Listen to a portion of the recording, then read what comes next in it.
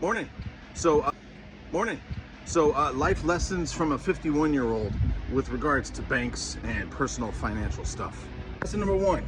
Almost always, credit unions are a better way to go than a traditional macro bank. Their funds availability policy, interest rates, loans and credit cards that they can give you, I mean, it's in the name. They're a credit union and they're meant to help you build your credit. And by pooling a group of people together in a certain class, that's how they do it. Big banks, they don't have your best interest at heart. They may have a good deal from time to time, and I'm sure you could find exceptions, but for the most part, credit unions are better.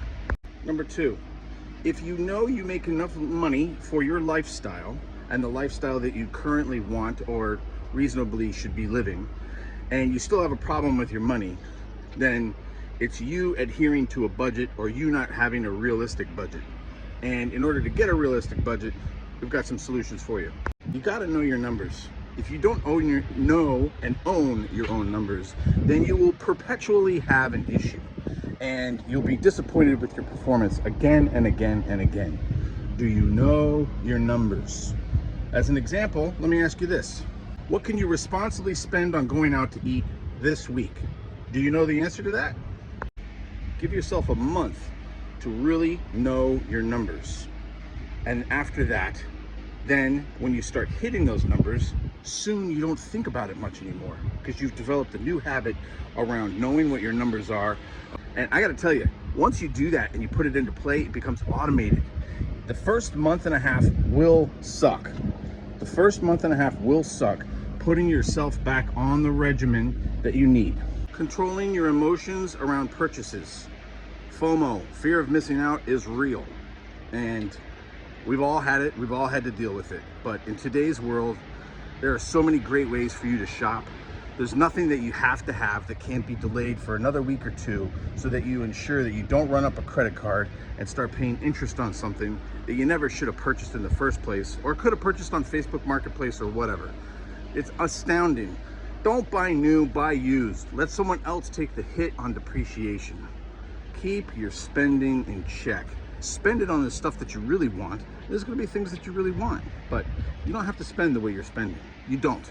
You can always do more with a little bit less. Get a personal finance app that you enjoy. Personally, we enjoy and love Tiller because we know how to use spreadsheets, and it's an automated spreadsheet filling application. Puts all of your information into a spreadsheet, and me and my wife, we're both great at using spreadsheets, and we're happy with that. We tried every single app on the phone, on your computer, every single one, and they just didn't do it for us. A lot of people are fans of Monarch right now.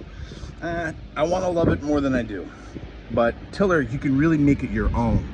And we've had unbelievable insight into how we spend, and we're able to communicate around that on a better basis.